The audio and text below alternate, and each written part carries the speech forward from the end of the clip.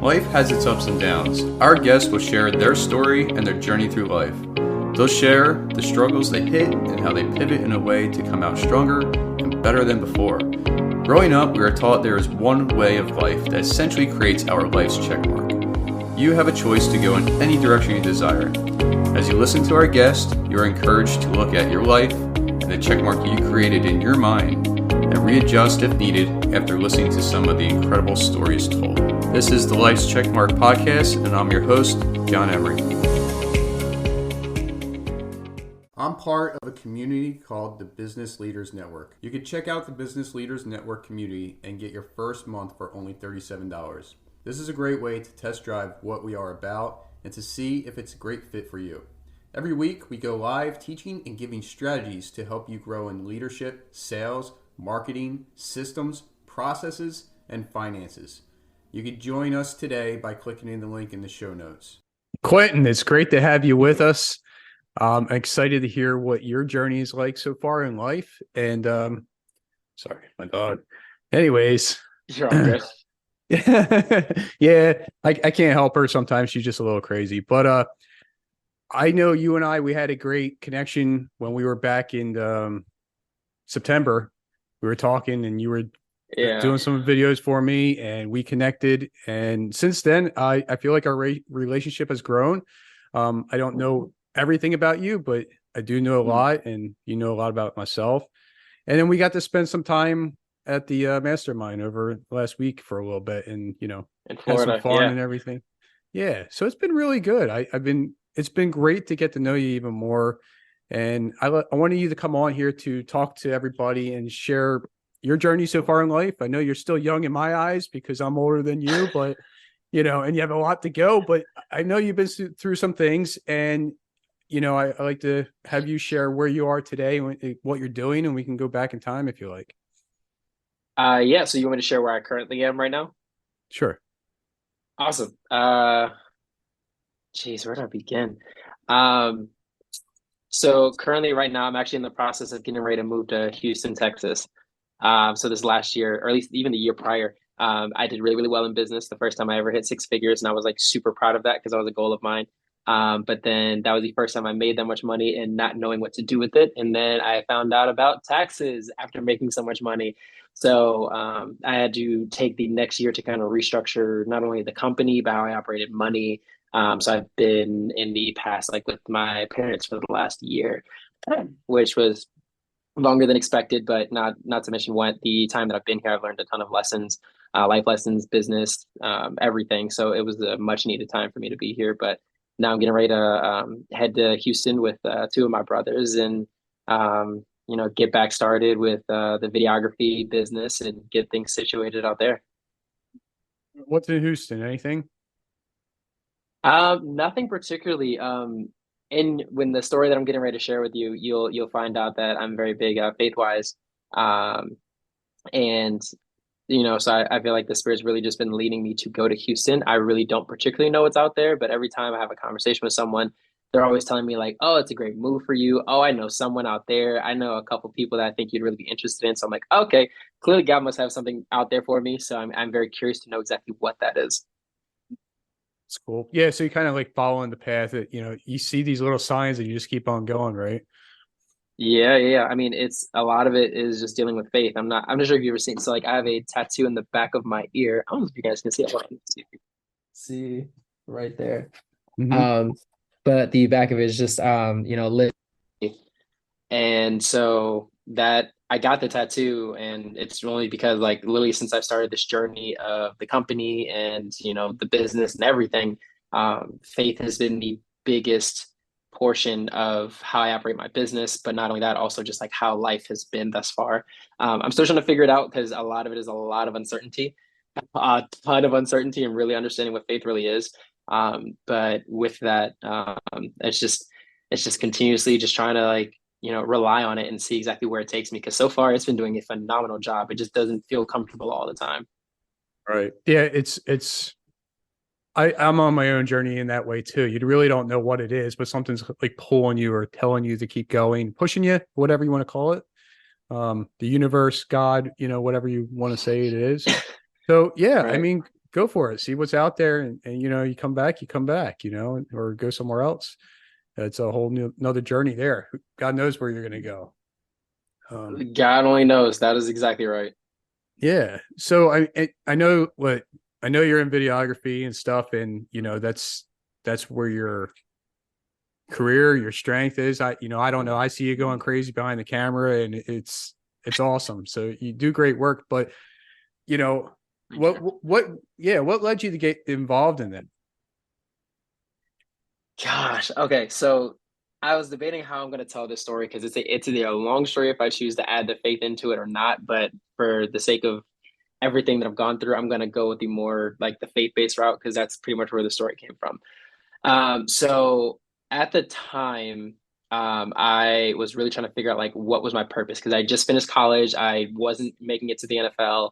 And I had made a decision at the time that I just wasn't going to continue to pursue football anymore. And so I ended up getting a marketing job at this newspaper company. And I remember my sister sending me this pastor by the name of Michael Todd. And so it was a series they were doing called Crazy Faith.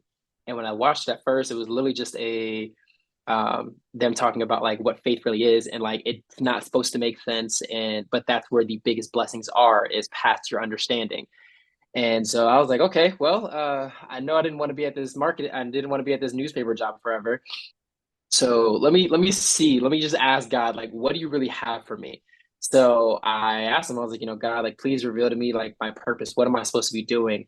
And I got three flashes, and it makes no sense to me because I remember when I was younger, people would be like, oh, like God spoke to me, He gave me visions. I never received it, I never got that, so I always thought they were like kind of crazy a little bit.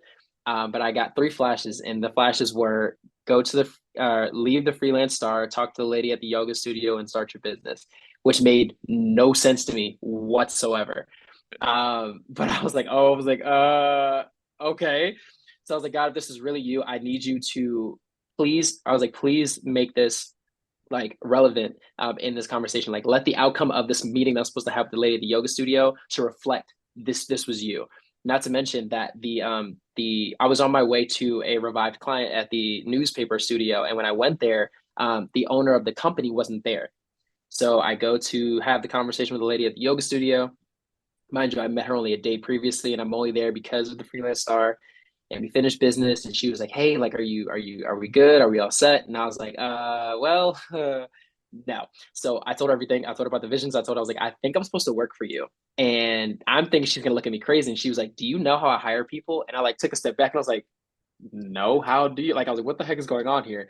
And she was like, "I hire people based off their skill. Do you know what your skill is?" And I was like, "No." I was like, "I'm nice with people. I'm nice to people. Like, I'm good with people." And she was like, she starts showing me her social media, and she starts showing me like what other people are doing. And I was like, did you not hear me? Like, I think I'm supposed to work for you, and I don't know what's going on right now. And so she's showing me everything, and I was like, oh, they're using Linktree for that. Oh, they're using ClickFunnels for that. And I was breaking everything down. And it's like God was revealing to me. He was like, you're getting ready to come into your own. You don't even know it yet. So I broke down everything, and she was like, huh. She's like, we're gonna delegate a spot for you. Like, I'm like, huh, what? What are you talking about? She's like, I'm gonna delegate a spot for you to work here. I was like, all right, this is I don't know where this is going, but sure. So I ended up leaving there, and we were supposed to have a meeting the next day, and then we didn't because she, I guess, had another meeting. So she said, I need you to break down all of our social media. So I took my entire lunch break to break down their social media, and I did and sent it off to her. In that moment, I think that's where God was really showing me. He was like, you know what you're doing, just trust me. Like, like, have confidence in what you do because I'm showing you like you have confidence in this. So then I sent the email off and I didn't know what to do, and I was like, am I supposed to leave? Like, I'm freaking out. And this lady behind me in my cubicle, which I hate cubicles, anyone who knows me, by the way, she literally told me, she was like, I was like, I don't know what I'm supposed to really be doing, but like, this is the feeling that I'm having right now. This is what's going on. She was like, just pray about it. She's like, just pray about it. And I was like, okay. So I prayed the hardest I've ever prayed in my life ever. I mean, like, I probably could have been sweating. I was praying so hard. And literally in the middle of my prayer, I got interrupted, and almost as like someone screamed out externally, but it was internally. And the words of "I will guide your steps" stopped me completely. And I was like, and I started like shaking internally, and I was like, So the person that was with at the time, my significant other, who I was supposed to get married to in 9 months, I told them and they were like, okay, well, if that's what happened, like move your feet, get to it, like let's go. And I was like, oh, okay. So I wrote my letter of resignation. I gave all the paperwork and everything to the freelance star, put stuff on their desks, and I left. And so then from there, I went home, and my family like immediately knew something was wrong. They're like, "What's wrong?" I was like, "Nothing, nothing, nothing." So then I ended up telling my mother, and I was telling her, I was like, "Look, like I left the freelance star, but I feel like you won't believe me when I tell you why." And my parents are very military. They're very practical. Like everything has to make sense, ones and twos. So when I told them this, I'm expecting like, are you crazy? Why would you do this? I was like, no. So when I told my mom, she was like, oh, okay. If you feel like this is what God's telling you to do, do it. I said, who are you? Because this is not the woman that raised me. Because I don't know what this is. And in that moment, I was actually tempted to lie and say I got fired because you're unable to control if you get fired to a degree. But if you quit, that's all on you. And I was like, in my head, something kept telling me, it was like, if you lie now, you will taint the power of the story later. So I chose to be upfront and tell her. And I was like, Mom, I'm not gonna lie to you. Like, faith is scary. She was like, Of course it is, especially now because you have to tell your father. So the next day, my mom helped me tell my father. And mind you, my father's very like very almost like authoritarian, very much like the lead, like everything again has to make sense. Like even growing up, my bigger friends were afraid of my father. My father's shorter than I am. And when I told him, he was like, okay, if you feel like this is what you need to do, do it. I said, okay, God, you working now because this is my father. And he said, you're cool with it. And from that point, it was just everything just seemed to work itself out. So eventually it started off. I ended up working at the yoga studio. I lost them so I started working at the yoga studio. I was working there for like $10. It's like $80 every 2 weeks.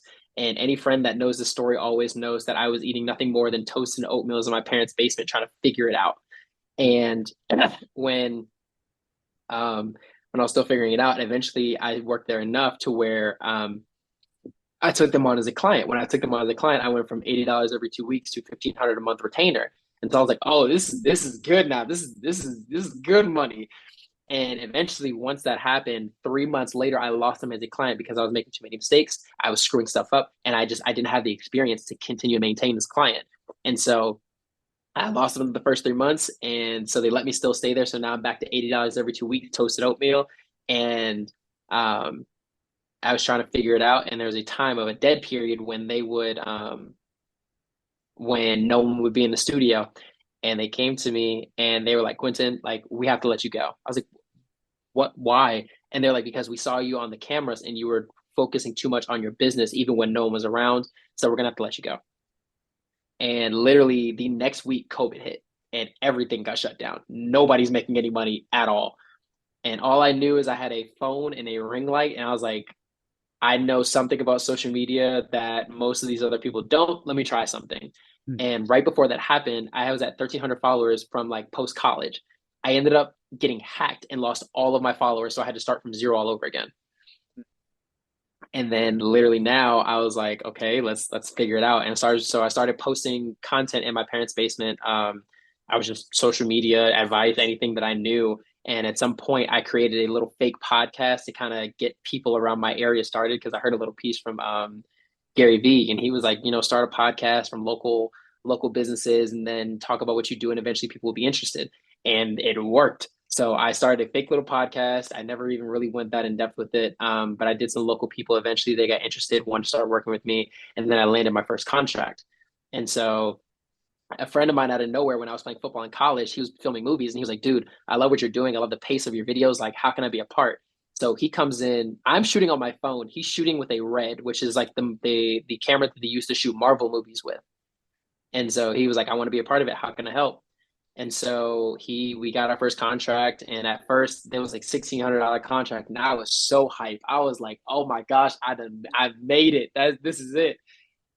And at the next month after, um, I started realizing that I was better at producing the content than marketing. And I was like, okay, let me just focus on creating good content because people love the pace. They love what I'm doing, love my editing style. Let me do that. And it wasn't until like 2 months later that I got a DM by Angela Tsai. And I'm like, who the heck is that?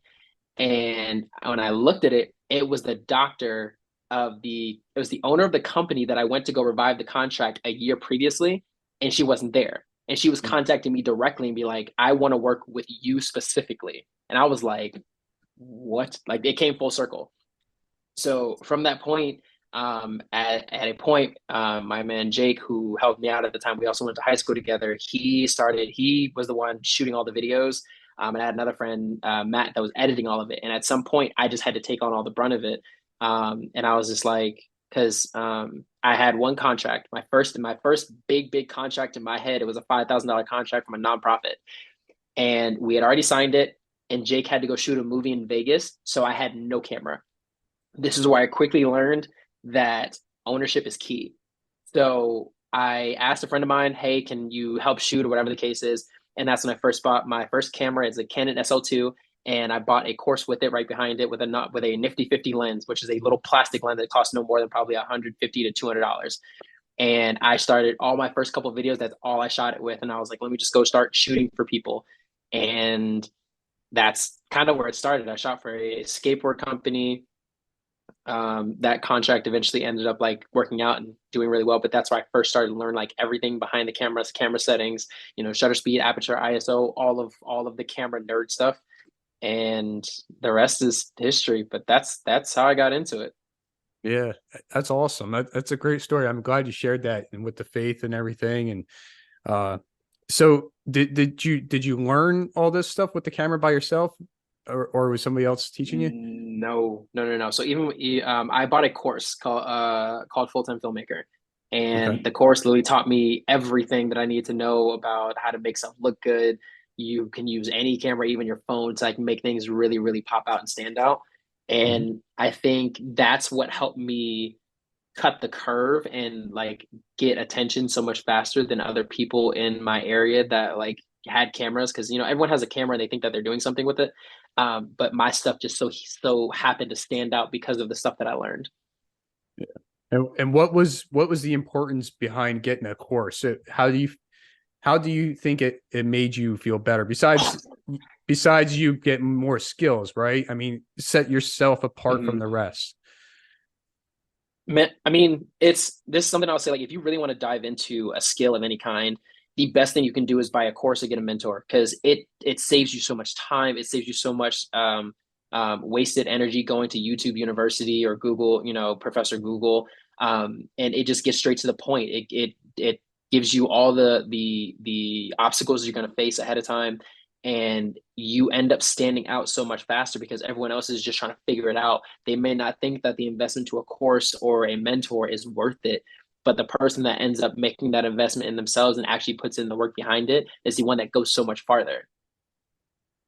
And I agree with you. So, and people might think that, I don't know, let's just say 100, $500,000, even more, is like, Mm-hmm. oh, that's too expensive. I can't afford that. But like you said, it gets you so much further really quick, if that's really what you want to focus on. And, you know, coaches, mentors that they've been a big part of my life for the past so many years right now. And it's, Yeah. it's definitely a game changer. So, I mean, anybody listen to this, I mean, definitely look into a course or something, or a mentor or a coach that you really want to pursue something in life and make that change now.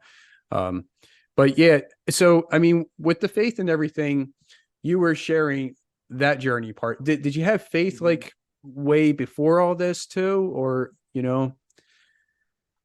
So, um, I did. So it's funny. So I grew up in church. I grew up always going to church, but people would always say, just have faith, just have faith. But Uh-huh. I really didn't understand like what they really meant, Like I didn't really understand like until someone came up to me and they're like, um, I was explaining to someone because I was like, I don't feel like I'm doing it right. I feel like everyone else like has it and they're doing so well, but I'm not doing it correctly. And they always seem like they're so fired up. And someone came to me and they were like, Quinton, having faith is not supposed to look like you understand or And the moment that you give up all control, but walk with confidence and belief in someone else, is the moment that now you're starting to have faith. Because this entire time beforehand, I had no confidence in majority of anything. I think it's gonna work, so I'm just gonna try to have faith. But it's super scary because I was like, I don't really know what's going on. But eventually, it just, you know, when it's like when God rewards you for having faith in just one small aspect, eventually, He'll reward you for that little bit of courage that it took in order for you to make that step of having faith. And eventually, just, it starts building a little more and more until eventually you start having confidence. You're like, it still doesn't make sense, but looking at the past history, I'm gonna go ahead and have faith because I've leaned on it before and it hasn't failed me, although it's been a little shaky at times. Like it's not easy, but it's tried and true. And yeah, with it not being easy, I'm still learning, just like it sounds like you are as well. So, when you're going through those ups and downs, or even when you're hitting the bottom, you're like, this ain't working, and then something clicks or whatever, something turns the page. And in that point, I feel like that's the point where you're growing. It's where you're trying to build up and become a lot better and get to a different, the higher level of yourself or version, whatever you want to call it. Mm-hmm. But yeah, I agree with you there as well. And, so I want to ask you another question on, fitness, because I know you work out and I work out, but I know you have to work out because that camera is really heavy. Like yeah, Look, I if we're even talking about the setup that I had in Florida, I would let you know that is the lightest setup I have, is it? the Yeah. absolute Well, lightest. then let's just say you made it look like it was heavy. So, you're just like running around like sweating. Yeah. But it's all good. But no, seriously, I don't know where fitness played a role in your life. When it clicked in for you, when you started, or but for myself, maybe you can agree with me. I found it to Mhm. be a game changer, not just for physical, but definitely for your mental health as well. Would you agree with that? Did you find that for yourself too? Absolutely, absolutely, absolutely. Um, my I think my fitness background comes from just playing football all of my life. But it really didn't take a major turn until my junior year or my senior year of college when I ran to my mentor, one of my mentors, and when he was breaking down fitness to me to the point to where it's definitely a lot of um, not only physical like stress and relief and such, but also the part of like relief and the mental, I guess the mental calmness you get. It's a way for you to attack that. That is the one way that I've just been like, you know what? I was like, this helps me. So it doesn't matter so much that I don't play football anymore. It's more so now like it helps me mentally. And also like you feel great, you look good when you stay consistent. And it's a healthy way of being able to um, go throughout the hardships of life, I have to say. Yeah, and after over time, it becomes a routine and it's ingrained in you, and so I'm just saying this, like if nobody's doing it, do something, right? I Right. know I talked to Gordon and stuff, and he's just like saying, just take a walk or whatever, and that just a walk's the start, right? It's more than what you probably ever did, Right. before that. So That's it. yeah, it's just the little things. Um, so who are you like serving now? Like, what is your main focus? So I have it's interesting that you asked that. So one side, I have the production side as far as weddings. So there's one spot specifically for weddings. And at first we're just kind of getting our systems together and making sure everything is organized. But now we're definitely trying to go more towards like the more luxury based clients, particularly because we want to travel, we want to be able to go to different places. In order to tap into that market, like destination weddings. So people who like to travel and want to do destination weddings, and they're probably more like close, like smaller weddings. Um, and then for the production side, we're definitely working more with like business to business. So whether it's events or it is, um, what am I thinking of? Whether it's events or it's like someone who has a business and they want content for their company, or even we've tapped into some influencers because they're close with brands. So that was where we were like, okay, like that's a smart move because if we can get in with the influencers, they also represent the brands, and whenever they want to be represented well or have a good portfolio, that is the best way that we can represent them with our high quality content.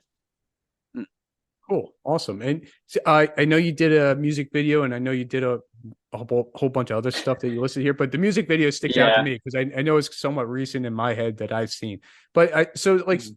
doing something new like that, what is there pressure for you? Do you feel pressure? I mean, is it new like cuts or whatever it is? I would say absolutely. The music video was a very different avenue for me.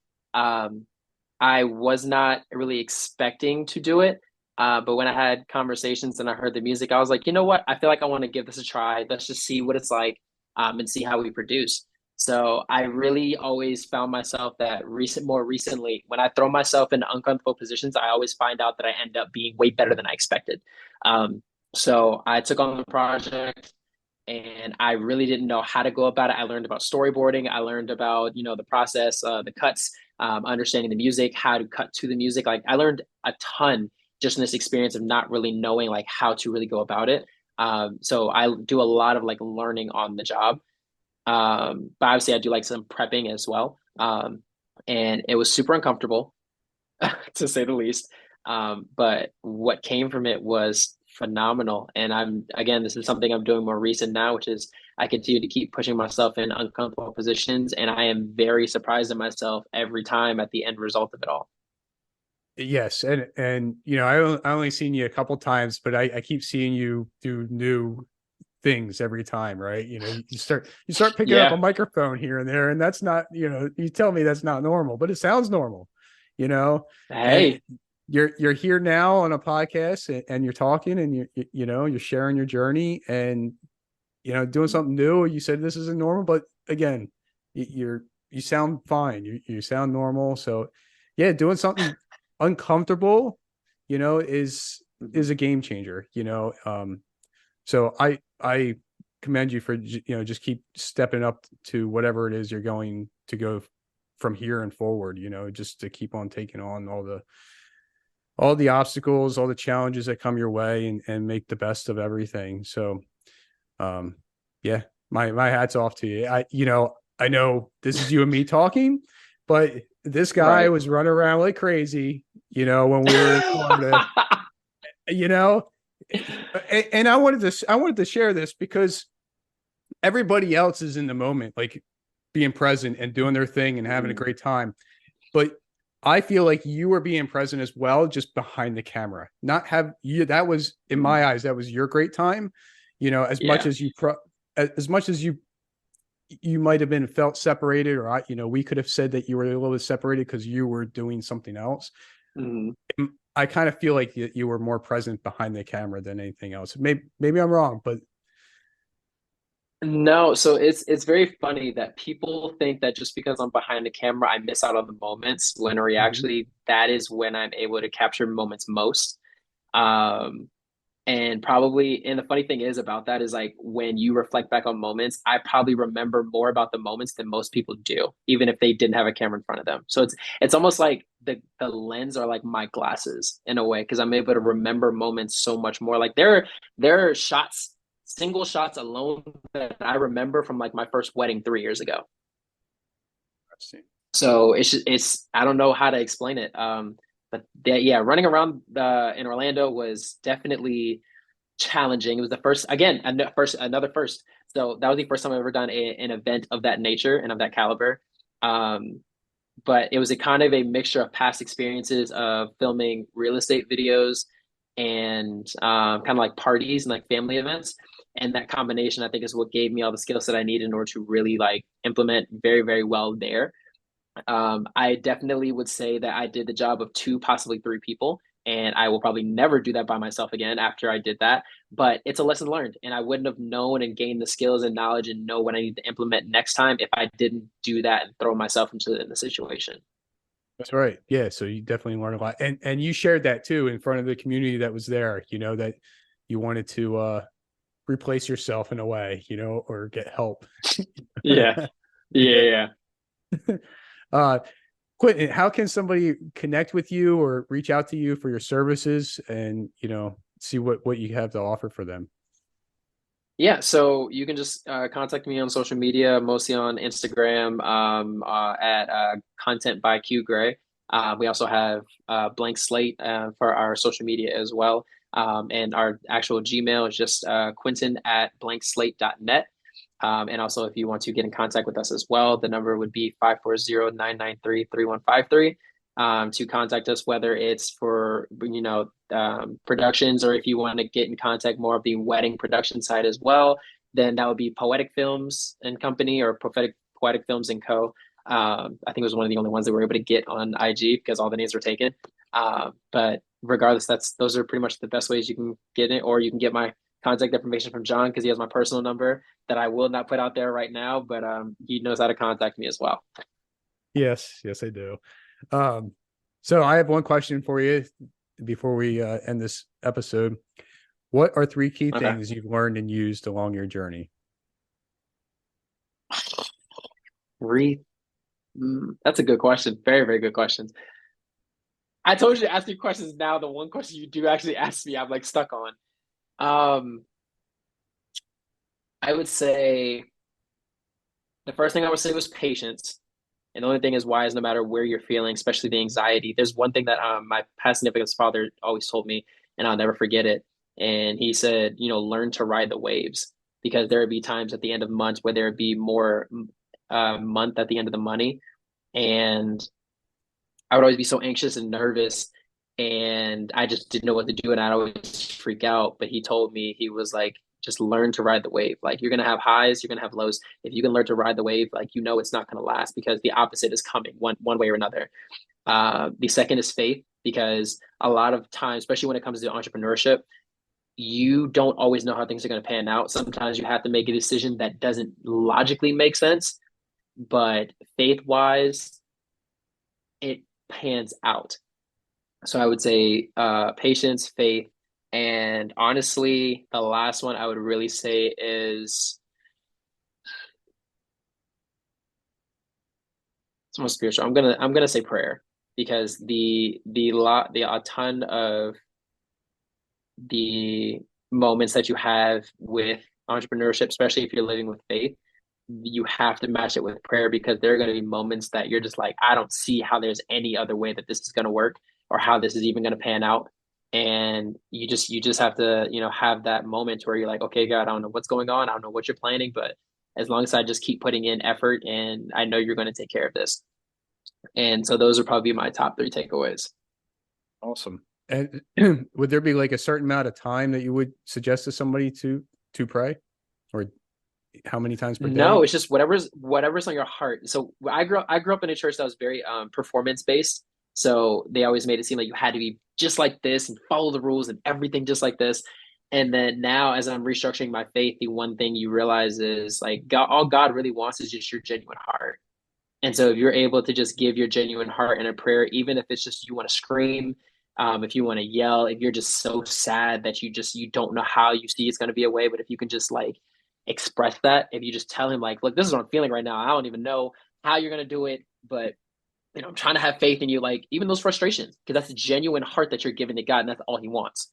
So if you can have those genuine moments, there's no limit of time, and there's no limit of the certain type of words you need to say in order for God to hear you. Just be genuine from your heart. And I think at that point, that's the best way you can go about it.